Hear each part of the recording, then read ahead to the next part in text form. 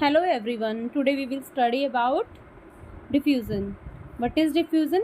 Diffusion is movement of solute or ions from a region of higher concentration to a region of lower concentration is called as diffusion.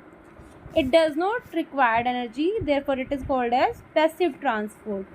This is passive transport because this does not require energy for transfer.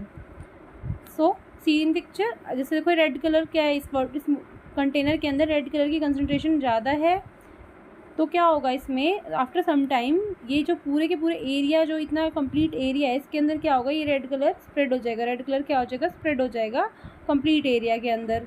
इस पूरे के पूरे container के अंदर ये red colour equilibrium में spread हो जाएगा। So this is because of diffusion. Diffusion के कारण क्या होगा, जहाँ पे हायर कंसंट्रेशन है वहाँ से ये सारे मॉलिक्यूल लोअर कंसंट्रेशन की तरफ चले जाएंगे। जनरली डिफ्यूज़न लिक्विड और गैस में होता है। देखो, जैसे कि हम एक कमरे में एक तरफ खड़े होकर परफ्यूम लगाते हैं तो उसकी स्मेल पूरे रूम में फैल जाती है। क्यों फैल जाती है? क्योंकि जो परफ्यूम की स्मेल होती है वो डिफ्यूज़न के through particle to particle transfer कर जाती है और दूसरे रूम में भी जो इंसान हो उसको भी आ जाती है। ऐसे ही अगर हम अगरबत्ती को जलाते हैं तो क्या होता है, उसकी खुशबू भी हर जगह चली जाती है ना। और फूड कहीं पे बनता है और सबको उसकी खुशबू आ जाती है, किस वजह से? डिफ्यूज़न की वजह से ही हमें फूड कहीं पे बनता है तो उसकी खुशबू, उसकी अरोमा आ जाती है ना। और हमेशा डिफ्यूज़न में higher concentration to lower concentration में ही ट्रांसफ़र होता है। Concentration gradient defined as the movement of particles from area of higher concentration to area of lower concentration. तो कंसंट्रेशन ग्रेडियंट क्या होता है, कहीं पे हायर कंसंट्रेशन है, कहीं पे लोअर कंसंट्रेशन है, तो कंसंट्रेशन के अंदर जो डिफरेंस है वो ही कोज करता है कंसंट्रेशन ग्रेडियंट। अगर कहीं पर डिफरेंस है तो क्या कोज होता है वहाँ पे, कंसंट्रेशन ग्रेडियंट्स। और डिफ्यूज़न में पार्टिकल टू पार्टिकल ट्रांसफ़र होता है। और अगर डिफ्यूज़न किसी सेमी परमेबल मेम्ब्रेन के थ्रू होता है, अगर यहाँ पे कोई मेम्ब्रेन लगा दी जाए तो डिफ्यूज़न होगा, तो उस केस को क्या कहते हैं, ऑस्मोसिस। उस केस को क्या कहते हैं, osmosis. Osmosis is a special type of diffusion, the movement of solvent और water from lower concentration to higher concentration through a semi permeable membrane is called as osmosis. अगर कहीं पे भी लोअर कंसंट्रेशन से higher concentration through a semi permeable membrane जाएगा वो भी osmosis होगा। The movement of solvent or water molecule from its higher concentration to the lower concentration through a semi-permeable membrane is called as osmosis. What is this? Osmosis. Osmosis is a special kind of diffusion. Osmosis is also a special kind of diffusion. अब देखो like this example, इसमें क्या है, इसमें भी ये water के अंदर हमने रेड कलर की डाई डाली तो क्या हुआ, रेड कलर की डाई क्या होगी, स्प्रेड होनी स्टार्ट हो जाएगी और आफ्टर सम टाइम ये इक्वली पूरे कंटेनर के अंदर डिफ्यूज हो जाएगी। यहाँ पे इक्विलिब्रियम को कंटेन कर लेगा, ये इक्विलिब्रियम आ जाएगा और इक्विलिब्रियम आने की वजह से क्या होगा, फिर पार्टिकल अपना ट्रांसफ़र करना बंद कर देगा, स्टॉप हो जाएगा क्योंकि इक्वली फैल गया ना सब में।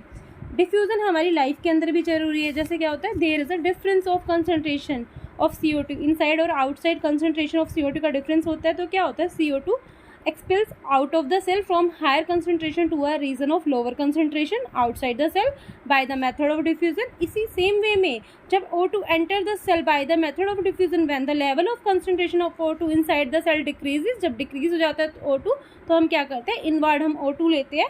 So this is also diffusion. तो डिफ्यूज़न हमारे गैसियस एक्सचेंज में भी बहुत बड़ा रोल प्ले करता है। और जो सेल्स के अंदर अगर गैसियस ट्रांसफ़र हो या फिर वाटर का ट्रांसफ़र हो, ये भी डिफ्यूज़न के थ्रू होता है। देखो see this in picture, osmosis is a special kind of diffusion, क्योंकि ऑस्मोसिस के अंदर क्या है, एक सेमी परमेबल मेम्ब्रेन है। मेम्ब्रेन का काम क्या होता है, सेमी परमेबल जो मेम्ब्रेन है वो क्या करती है, कुछ सब्सटेंस को अलाउ करती है ट्रांसफ़र करना और कुछ सब्सटेंस को प्रिवेंट करती है, क्योंकि ये मेम्ब्रेन सेमी परमेबल है। Higher concentration to lower concentration जाएंगे मॉलिक्यूल। अब प्योर वाटर है, ये सॉल्यूशन है, क्या होगा, इसमें पार्टिकल्स का ट्रांसफ़र होना शुरू करेगा। और ये डिफ्यूज़न में कोई भी मेम्ब्रेन नहीं है, डिफ्यूज़न विदाउट मेम्ब्रेन है। डिफ्यूज़न के अंदर कोई भी मेम्ब्रेन का यूज़ नहीं है, विदाउट मेम्ब्रेन होता है डिफ्यूज़न। सेल के अंदर भी फैट सोल्यूबल मॉलिक्यूल और वाटर सोल्यूबल मॉलिक्यूल ये भी तो डिफ्यूज़ करते हैं। तो डिफ्यूज़न एक तरीके का पैसिव मूवमेंट है, क्योंकि डिफ्यूज़न में कोई भी एनर्जी का रिक्वायरमेंट नहीं है। ये higher concentration level to lower concentration अपने आप मूव करता है, इसलिए diffusion is a passive movement. अगर कॉफ़ी, इस एग्जांपल में देखो कॉफ़ी का कोई कप होता है, उसके अंदर अगर हम कॉफ़ी पाउडर डालते हैं तो coffee powder after some time evenly पूरे के पूरे कप में स्प्रेड हो जाता है। ये भी डिफ्यूज़न के कारण ही है कि पूरे लिक्विड में जो कॉफ़ी के पार्टिकल्स है वो इक्वली स्प्रेड आउट हो गए हैं। अब हमारे पास 3 टाइप के सॉल्यूशन होते हैं, आइसोटोनिक, हाइपरटोनिक और हाइपोटोनिक। टर्म जो आइसोटोनिक, हाइपरटोनिक एंड हाइपोटोनिक है are usually used when a reference to the cell of a living organism is made, but they can be generally used to compare the concentration of a solute in two solution। दो solution के अंदर concentration of solute को compare करने के काम आती है। Isotonic solution क्या होगा? A solution having same solute and solvent concentration as a cell across the semi-permeable membrane is referred to as a isotonic। When concentration of a solution outside of the cell is equal to the concentration of cytoplasm of the cell, it is called as isotonic। Cell के अंदर जो cytoplasm होगा उसकी concentration और outside की जो concentration है वो इक्वल होगी तो वो आइसोटोनिक होगा। आइसोटोनिक सॉल्यूशन के अंदर सेल की श्रिंकेज नहीं होगी, सेल की श्रिंकेज नहीं होगी। आइसोटोनिक के अंदर सेल की श्रिंकेज नहीं होगी, जो सेल है वो एज इट इज़ रहेगा, सेम साइज का रहेगा, सेल की श्रिंकेज नहीं होगी।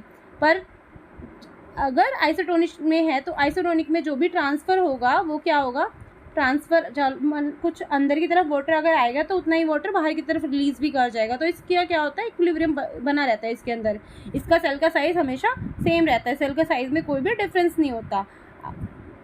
हाइपरटोनिक सॉल्यूशन के अंदर हाइपरटोनिक के अंदर क्या होता है, the solution whose osmotic pressure is higher than that of the other is called as hypertonic solution। Blood cell से suspended in the solution containing more than 0.9% sodium chloride है।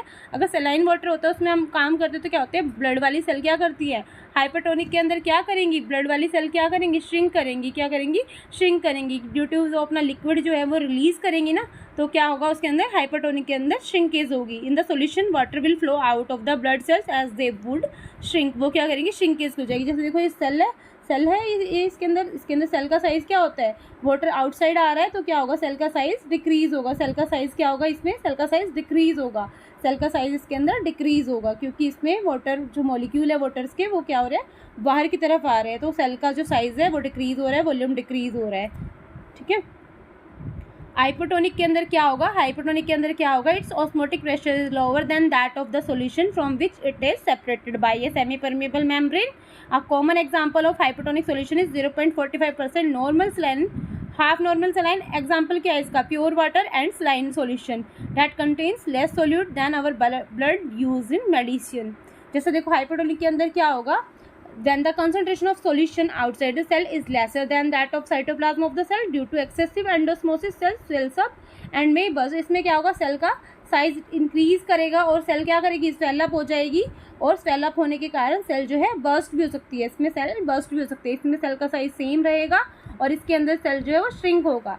Endosmosis किसे कहते हैं, जब सेल का जो वाटर या फिर कोई भी सोलवेंट है वो क्या होगा, उसकी मूवमेंट इनटू द सेल होगी तो वो क्या होता है, एंडोस्मोसिस। क्या होगा इसमें, एंडोस्मोसिस। में क्या होगा, एंडोस्मोसिस। और इसमें क्या होगा, एक्सोस्मोसिस। इसमें क्या होगा, एक्सोस्मोसिस, यानी कि outside the cell is called as exosmosis.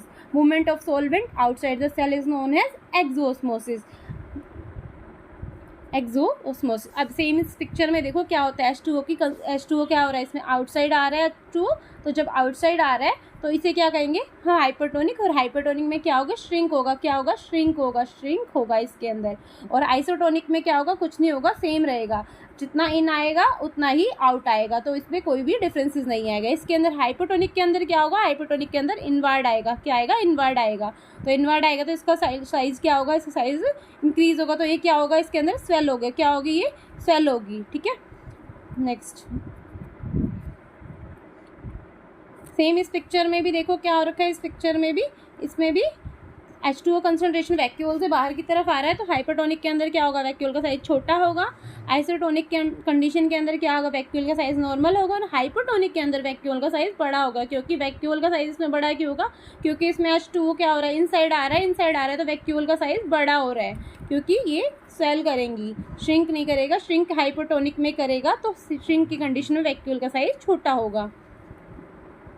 So now give me the answer of these questions in comment box. Thank you for watching.